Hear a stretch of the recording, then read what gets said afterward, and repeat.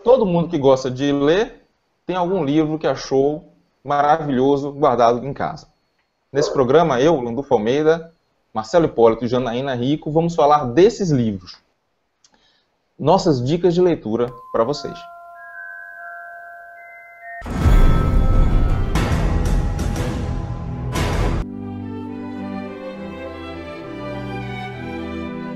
Marcelo Hipólito. Marcelo Hipólito. Qual é a dica de hoje? Então, minha dica é um livro que ainda estou lendo, mas de tão bom, já virou dica. É um livro do Humberto Eco, não é um romance, é um estudo do Humberto Eco, é a História das Terras e Lugares Lendários. Muito bom. Obviamente, como é escrito pelo Eco, a escrita é maravilhosa, o nível da escrita é assim, absurdo, é acima da curva. Aqui ele faz um trabalho muito interessante, ele fala realmente dos lugares mitológicos. Então, por exemplo, eu que escrevi o Mago de Camelot, ele tem um capítulo inteiro aqui sobre Camelot, sobre o Rei Arthur, sobre Avalon. Ele fala do Jardim do Éden. São os lugares... O foco do livro é o seguinte, são os lugares imaginários que, de alguma maneira, ganharam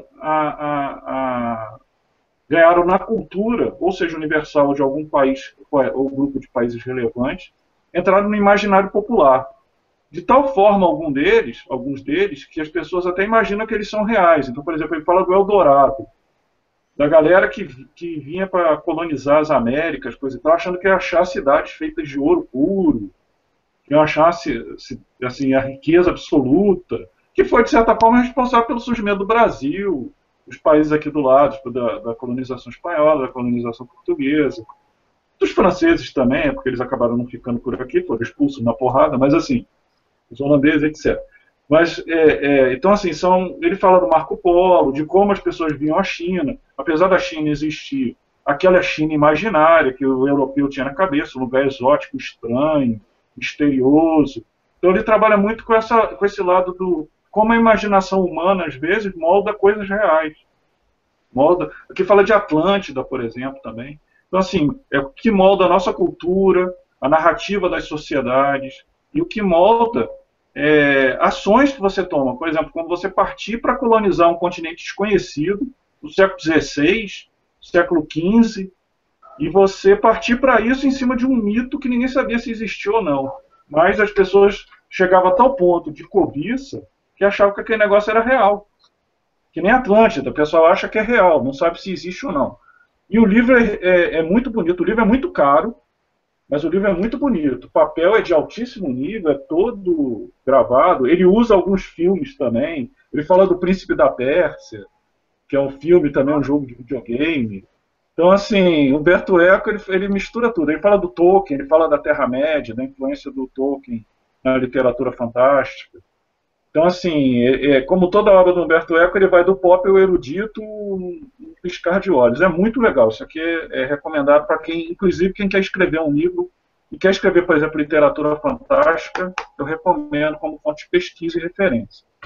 Então, na verdade, ele é apenas um estudo, ele não tem a coisa ficcional, assim, ele não tem Não, não tem. Ele faz o estudo do ficcional, do impacto do ficcional na vida real. Isso é muito legal, como fonte de referência para leitor. Quando você estiver lendo um romance, por exemplo, sobre Camelot, como o Mago de Camelot, por exemplo, você entender por que aquilo virou um romance, o que está por trás daquilo, e como aquilo era real para as pessoas na Idade Média, tanto que influenciou o Código de Cavalaria, por exemplo, que é como os cavaleiros reais se portavam no campo de batalha. Então, assim, é muito legal você ver essas referências como leitor, para quando você pegar um romance, você entender o que está por trás do que você está lendo, decifrar o que você está lendo, e quem tiver a vontade ou desejo de escrever, de ser escritor como nós, e querer se aventurar por usar alguma dessas terras ou lugares lendários, eu imaginei até o sítio do Pica-Pau Amarelo, apesar que ele não fala, o sítio do Pica-Pau Amarelo não deixa de ser um lugar lendário, mítico. Então conta uma história pra gente, tio Barnabé. Mas que não tem a cuca no meio. Então, assim, quem quiser entender isso, eu acho que, como escritor, desenvolver seu próprio sítio do Pica-Pau Amarelo, por exemplo, eu acho que teria que dar uma lida nesse livro, que eu acho que abre a cabeça. É muito bacana. Maravilha, foi interessantíssimo mesmo. E você, Jana, trouxe o que pra gente?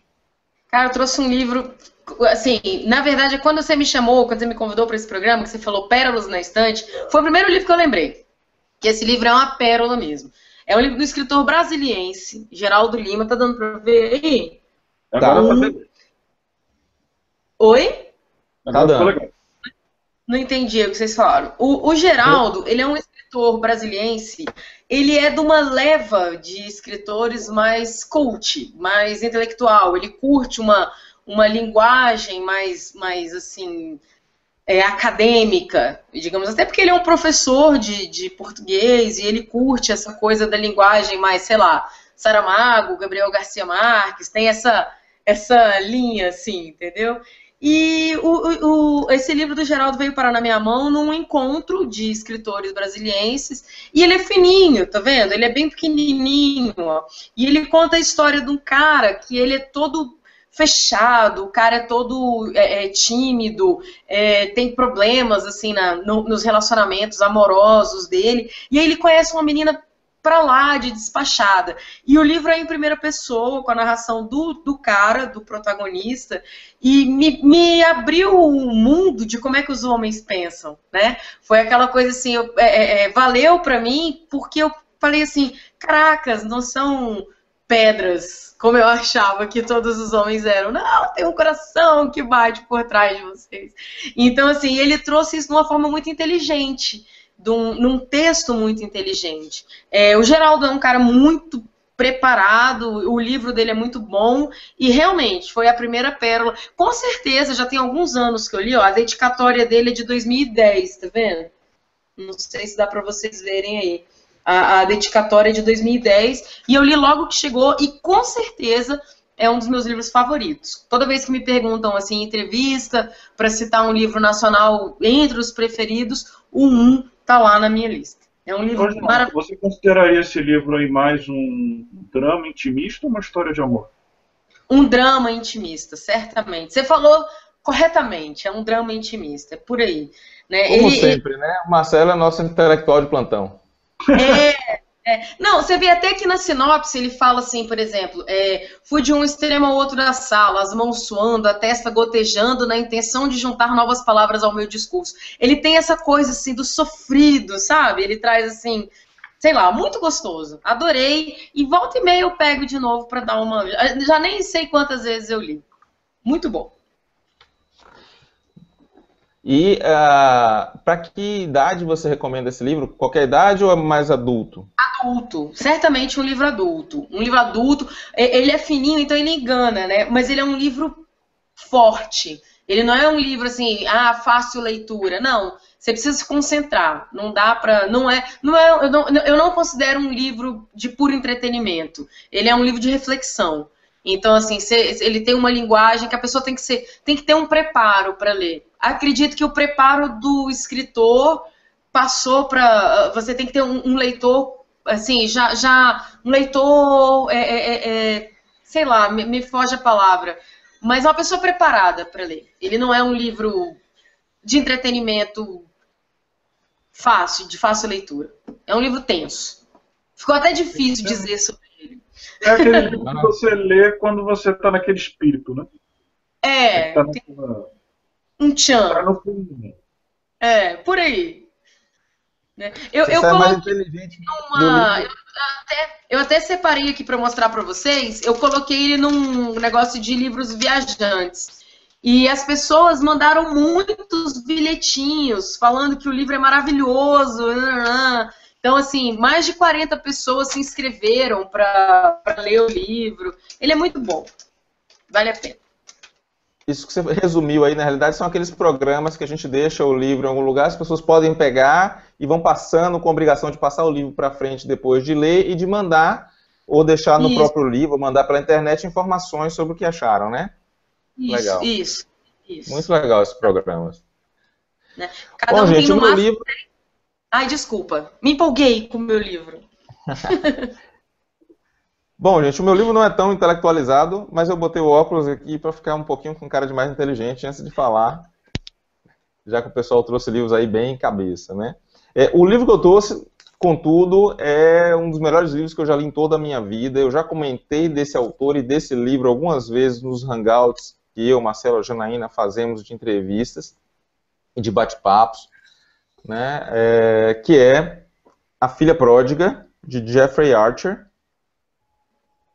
Esse é um daqueles livros que eu namorei antes de comprar, né? Eu gosto de namorar livro.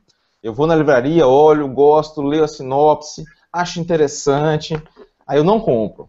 Aí eu vou, compro outra coisa que eu já estava namorando há mais tempo. Aí eu volto lá, leio de novo e acabo comprando. E foi assim que eu conheci, ninguém me indicou. É claro que ajuda, está escrito aqui que tem, não sei se dá para ver, 7 milhões de livros vendidos na época que eu comprei esse livro, que já tem um tempinho, né? Então isso ajuda, mas efetivamente ninguém me indicou. E eu sou muito feliz porque esse foi o primeiro livro do Jeffrey Archer que eu li e foi o segundo melhor, com certeza. A Filha Pródiga conta a história praticamente desde o nascimento até praticamente o final de seus dias, ou pelo menos o ápice de seus dias, da Florentina Rosnovsky, que é a protagonista, a filha do Abel Rosnovsky, e é uma história, de certa forma, de Romeu e Julieta, porque ela se apaixona pelo Richard Kane, e a família Kane é inimiga mortal da família Rosnovsky. Então existe uma dificuldade desse namoro acontecer. Então pode-se pensar, a princípio, que é uma história de amor, mas não é uma história de amor, ela é também uma história de amor, é uma história de vida, né? Existe um outro livro que eu vou, em outra oportunidade, falar, que conta a história dos Rosnovsky e dos Kane, como surgiu essa rivalidade, que é comentada um pouco nesse livro para contextualizar, mas não entra em todos os detalhes. Mas esses dois personagens, segundo o autor, existiam. Então, é uma trama baseada muito nos fatos da época, na realidade da época.